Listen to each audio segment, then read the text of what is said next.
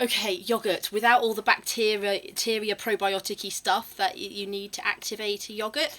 I've made it from a vegan recipe. Okay, look at this. Forrest loves it. Florence loves it. Okay, so this is quickly how I've made it. Look at my lovely recipe. It's been drawn on. Okay, so what have we got? We've got a tin of coconut milk, 1 banana, 3 tablespoons of strawberry jam. In fact, I've had to put a little bit more in, I think. And ours is homemade strawberry jam. A heaped tablespoon of nut butter. Maple syrup, 2 to 3 tablespoons of maple syrup. That's it. Put it all together, blend it all up so it's all smooth and that colour, or any colour really, any fruit you want to put in it.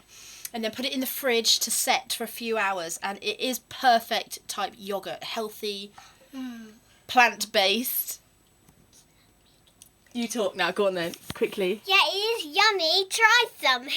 Yay! Okay then, let us know how you get on. Bye! Say bye! No me talk. Oh, quickly. No, not you talk. That. Yeah, go on then, quickly. Oh, look at his face. Look at his face, right? He's saying yum yum with his eyes. Okay, bye.